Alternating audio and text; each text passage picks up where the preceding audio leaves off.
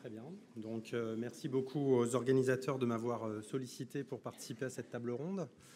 Je vais vous parler aujourd'hui, dans le cadre de l'anticipation et de la détection précoce, du rôle que pourrait jouer l'imagerie cérébrale, et je vais essayer de vous démontrer qu'on a de plus en plus d'arguments pour utiliser l'imagerie cérébrale précoce, notamment dans le premier épisode psychotique.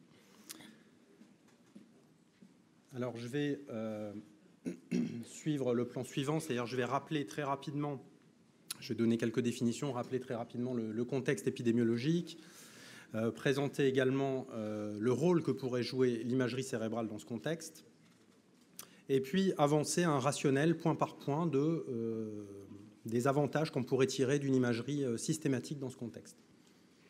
Et je vous présenterai pour finir quelques résultats préliminaires dans la littérature qui vont dans ce sens-là et la façon dont on peut l'implémenter en région. Et c'est un projet qui est soutenu par la Fédération régionale de recherche en santé mentale.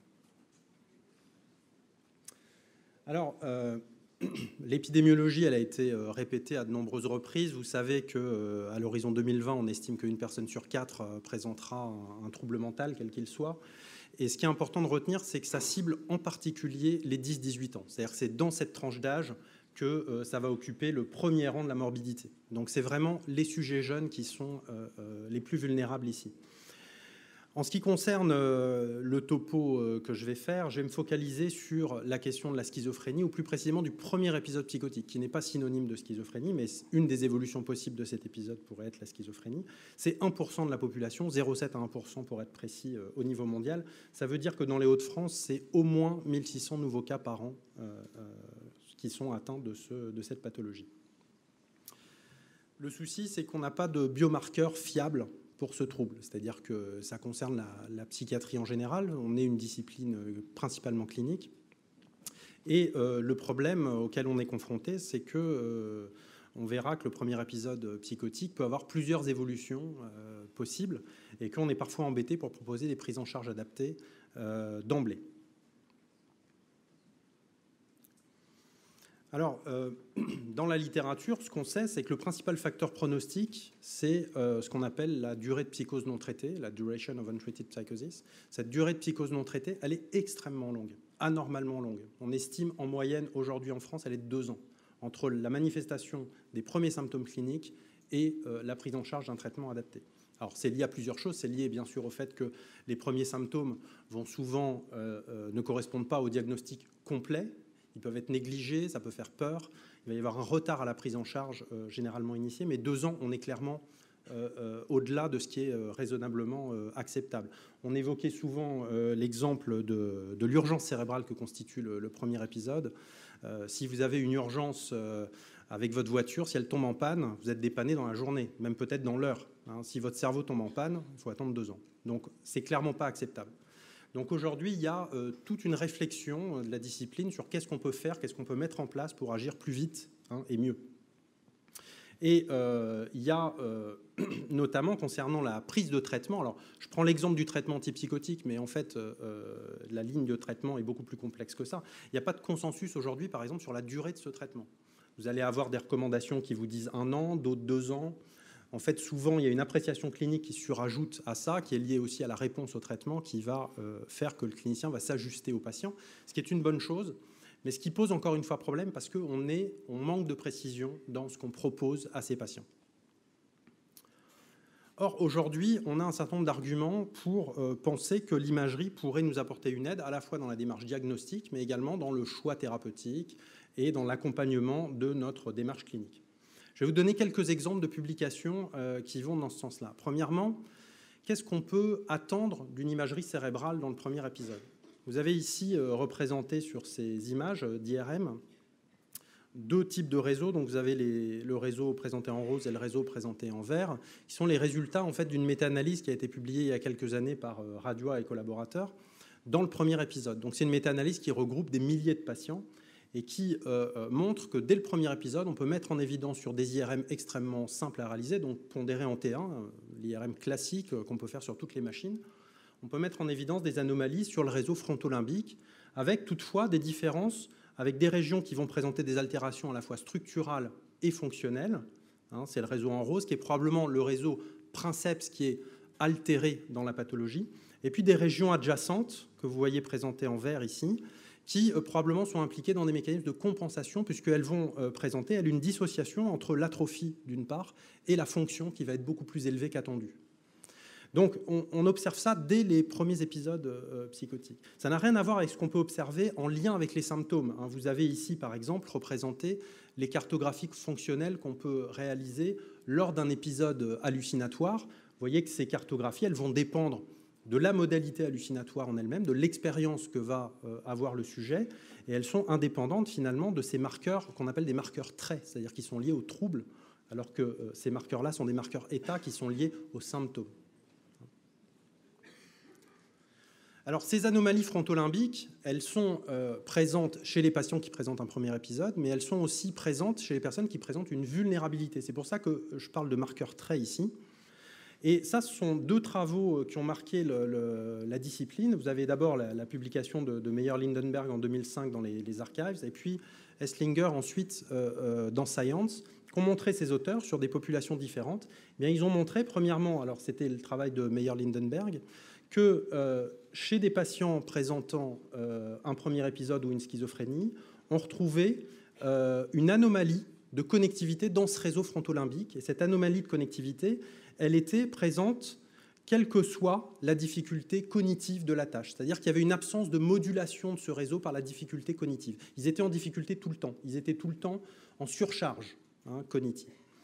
Ce qui est intéressant, c'est que quelques années après, Esslinger, sur la base des travaux que vous avez dont vous avez peut-être entendu parler, qui sont les GWAS, les Genome-Wide Association Studies, qui sont des études génétiques en large population, qui ont finalement inclus des sujets dans le monde entier, on a pu identifier des marqueurs de vulnérabilité génétique, dont certains marqueurs de vulnérabilité génétique de la schizophrénie.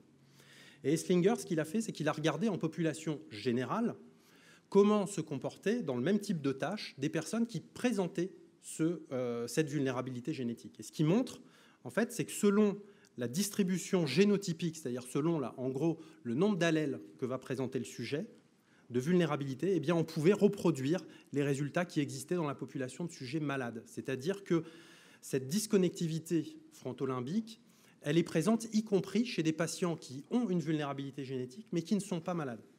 Donc on a déjà des marqueurs en imagerie qui peuvent repérer ça. Bien sûr, ça permet de repérer la vulnérabilité génétique, mais l'imagerie, elle est aussi sensible à l'environnement. Alors, j'en profite pour rebondir sur le cas du cannabis, puisque ça, c'est une étude qui est assez ancienne de Youssel et collaborateurs, qui s'était intéressée aux régions qui présentaient une atrophie en cas de consommation chronique démarrée précocement de cannabis. Et ce que vous voyez ici, c'est que le complexe amygdalo-hippocampique, qui fait partie de ce fameux réseau frontolimbique, est ciblé et fait l'objet d'une perte de substance grise en cas de consommation chronique et ancienne de cannabis. Donc vous voyez que, bien sûr, on n'est pas du tout dans une relation causale ici, mais vous voyez que les mêmes structures vont pouvoir être la cible de processus de vulnérabilité génétique. Donc il y a des gens qui vont déjà présenter des amincissements ou des anomalies fonctionnelles de ces réseaux. Et s'ils sont exposés au cannabis, et notamment s'ils sont exposés de manière répétée et très jeune au cannabis, eh bien, les mêmes structures vont être affectées. Donc, on peut identifier par l'imagerie de la vulnérabilité génétique, de la vulnérabilité environnementale, mais on peut également repérer des marqueurs prédicteurs de réponse au traitement. Ça, ce sont des techniques qu'on utilise maintenant, qu'on appelle la spectroscopie par IRM, qui permet de mesurer des concentrations de métabolites dans le cerveau. Et vous avez ici une étude qui s'est intéressée à la concentration de glutamate. On en a un tout petit peu parlé tout à l'heure en disant que ça pouvait être la cible d'un certain nombre de toxiques. En fait, le glutamate, c'est un neuromédiateur excitateur, mais s'il est présent en trop grande quantité, il est neurotoxique. Il va détruire les neurones. Et en fait, ce que montrent ces auteurs, c'est qu'effectivement, il y a des différences dans la population, mais surtout que cette différence dans la population de patients présentant un premier épisode, elle prédit la réponse aux antipsychotiques. C'est-à-dire que les patients qui présentent une concentration moindre de glutamate vont mieux répondre que les patients qui ont déjà un excès important de glutamate. Donc en fait, c'est important aussi dans nos stratégies thérapeutiques de pouvoir utiliser ces méthodes. La spectroscopie, elle peut être utilisée aussi pour mesurer, par exemple, la souffrance neurale. Et ça a été fait de manière longitudinale dans cette méta-analyse. Vous voyez ici, chez les patients à très haut risque, les patients premiers épisodes ou les patients qui présentaient une schizophrénie chronique. Et ils se sont intéressés à un métabolite en particulier qu'on appelle le NA, le N-acétylaspartate, qui est un marqueur de souffrance neuronale. On ne l'utilise pas qu'en psychiatrie, on l'utilise aussi beaucoup en neurologie, parce que ça mesure l'intégrité des neurones. Et en fait, ce que montrent ces auteurs, c'est qu'on va retrouver effectivement une destruction neuronale dans les phases précoces de la maladie, c'est-à-dire au moment de la transition psychotique, dans le premier épisode, mais on ne retrouvera plus de différence après, au cours de l'évolution. C'est-à-dire qu'il y a un processus très précoce qui se met en place, qu'on va ensuite essayer de compenser par nos stratégies thérapeutiques, mais en fait, globalement, c'est tôt qu'il faut agir. Hein, le processus potentiellement réversible sur lequel on aimerait agir, il est très précoce. Alors, une fois qu'on a dit ça, quel serait le rationnel aujourd'hui pour proposer une imagerie systématique dans un premier épisode psychotique? Le rationnel, il est premièrement épidémiologique. C'est-à-dire qu'on sait aujourd'hui qu'un premier épisode psychotique, comme je vous l'ai dit, il y a plein d'évolutions possibles, mais c'est surtout qu'il peut avoir une origine neurologique ou systémique. Systémique, ça peut être inflammatoire, toxique, etc., dans 5 à 25% des cas. Donc c'est loin d'être anodin. D'accord ? Le deuxième argument, il est médico-économique. Souvent, on nous dit « oui, mais les IRM, ça coûte cher, on ne va pas faire des IRM à tout le monde ». Eh bien, on fait des IRM à tout le monde si ça permet d'améliorer la prise en charge et si ça permet de faire des économies. Ça, c'est le principe médico-économique. Eh bien, que montre, c'est une étude ancienne, 2008, que montre cette étude? Qu'en fait, si on arrivait à détecter 1% d'anomalies cérébrales sur ces IRM, on serait rentable, parce que ça voudrait dire qu'on ajusterait notre prise en charge, anomalie qui amène à une modification de la prise en charge. 1%. Combien on en trouve dans les grandes méta-analyses ou suivis de cohortes de premier épisode? 12%. Donc en fait, faire une IRM systématique à tous nos patients, ça permet d'ajuster la prise en charge et donc d'être rentable d'un point de vue médico-économique. L'argument ensuite radiologique, il est que souvent on a tendance à proposer le scanner dans cette indication, et vous savez qu'il y a de plus en plus d'évolutions sur les machines. Aujourd'hui, les radiologues avec lesquels on travaille sont d'accord pour dire que l'IRM en première intention, alors souvent ça n'a pas été proposé parce que le parc de machines ne permettait pas d'accéder à l'IRM rapidement, mais qu'en pratique, l'IRM est bien meilleur, à la fois en termes de résolution spatiale, et puis surtout ça n'expose pas le patient à des radiations ionisantes. Donc en fait, on devrait systématiquement préférer l'IRM au scanner. Donc en fait, quand on voit tous ces arguments, et vous avez notamment une étude sortie cette année qui montre que cet examen est parfaitement acceptable par des patients présentant un premier épisode. On pourrait se dire, l'IRM c'est un examen stressant, comment un patient qui peut être halluciné, qui peut être délirant, peut supporter cet examen? En fait, avec une préparation adéquate, il le supporte très bien. Donc en fait, on peut proposer une IRM précocement dans le premier épisode. Et c'est même recommandé. En France, aujourd'hui, les recommandations, c'est en cas de point d'appel. Vous avez plein de pays, c'est le cas par exemple en Australie, au Danemark, en Allemagne, où cette IRM est réalisée de manière systématique. Donc en fait, on aimerait pouvoir travailler à une révision de ces recommandations, hein, compte tenu de l'évolution des connaissances aujourd'hui. Alors, là, on est dans une perspective de diagnostic différentiel, d'accord? L'objectif, c'est de dire, on veut quand même être sûr que notre patient, il n'ait pas une pathologie inflammatoire, une tumeur, quelque chose qui nécessite une prise en charge autre, d'accord? Mais il y a aussi toute une réflexion sur le diagnostic positif.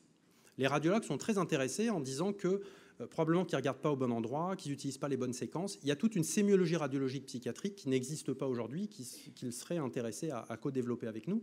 Mais il y a aussi tout l'avènement des outils d'apprentissage machine aujourd'hui qui, comme vous le voyez, ne sont pas récents, parce que là, une des premières publications dans le premier épisode, c'est 2009. Vous voyez que déjà en 2009, vous aviez des auteurs qui montraient qu'on pouvait prédire la transition psychotique dans l'année, c'est-à-dire des patients qui sont à très haut risque d'évoluer vers une schizophrénie dans les mois qui suivent. Eh bien, on peut le prédire avec des sensibilités, des spécificités qui sont de l'ordre de 80%. Si on se base uniquement sur des critères cliniques, on est autour de 30%. Donc en fait, le gain sur une IRM pondérée en T1 comme celle-là, ce que vous voyez ici, ce n'est pas de l'activation, c'est la valeur prédictive des voxels. En fait, en utilisant ce type d'outil, aujourd'hui, on peut accompagner la décision médicale avec des performances qui sont bien supérieures à ce qu'on peut faire cliniquement en pratique de tous les jours. Et on a une maîtrise de ces outils. Vous voyez, je vous présente par exemple ici des outils de classification qu'on a développés. Alors nous, on travaille davantage sur les hallucinations, mais pour vous donner un exemple d'application. Les cartes que vous voyez ici, c'est une publication de cette année. On arrive à détecter l'émergence d'un épisode hallucinatoire plusieurs secondes avant qu'il arrive dans l'IRM. C'est-à-dire que le sujet n'a même pas encore conscience qu'il va halluciner dans les 10 secondes qui suivent. Et on est capable de prédire à 80% que l'épisode va arriver.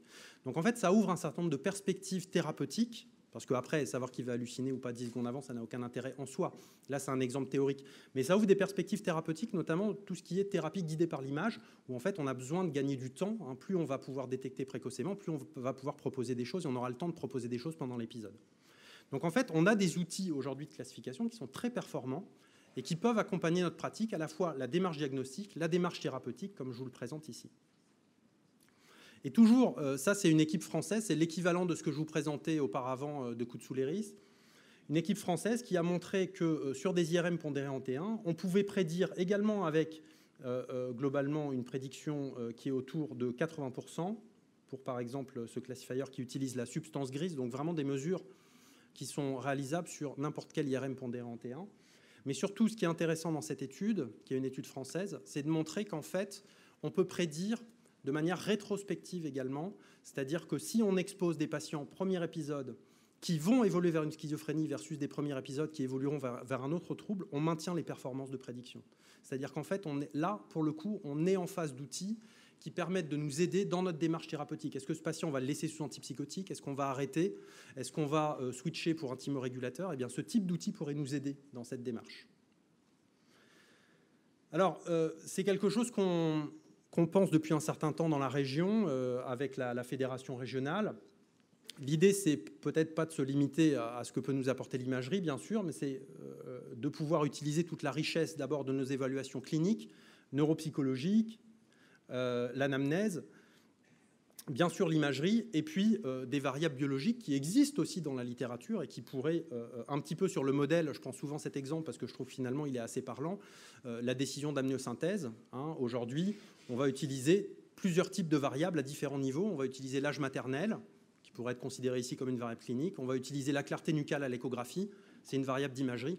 Et on va utiliser les marqueurs sériques, c'est une variable biologique. Et en fait, on va évaluer le risque, le coût bénéfice-risque de la réalisation du geste d'amniosynthèse pour dépister la trisomie 21 chez une femme enceinte. Donc vous voyez que finalement, c'est pas nouveau. Simplement, on commence simplement à se poser la question de l'appliquer en psychiatrie. Et je pense que, en tout cas, il y a beaucoup d'espoir là-dessus. Et c'est un projet qui est soutenu par la fédération. Vous voyez ici la carte initiale des binômes radiologues-psychiatres qui avait été constituée lorsqu'on a commencé à créer le réseau, qui est un réseau clinique, le réseau PSIMAC.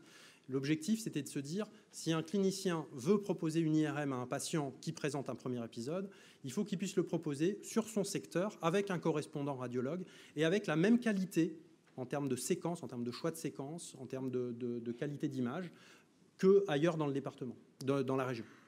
Et donc, on a commencé à constituer des binômes radiologues-psychiatres, on a installé les séquences, elles sont régulièrement calibrées, et aujourd'hui, on peut, sur ces 10 centres, réaliser avec un délai qui va entre 15 jours et 1 mois, une IRM pour un premier épisode, hors urgence bien sûr, dans ce contexte. Alors, c'est pas fini, la région s'est agrandie entre-temps, on est toujours à la recherche de binômes, donc surtout si vous êtes intéressé, faites-le nous savoir. Vous pouvez aller regarder sur le site de la fédération, bien entendu, pour avoir plus d'informations sur ce projet. C'est un projet clinique, c'est-à-dire que l'objectif, c'est de permettre l'accès à l'imagerie de manière harmonisée dans la région.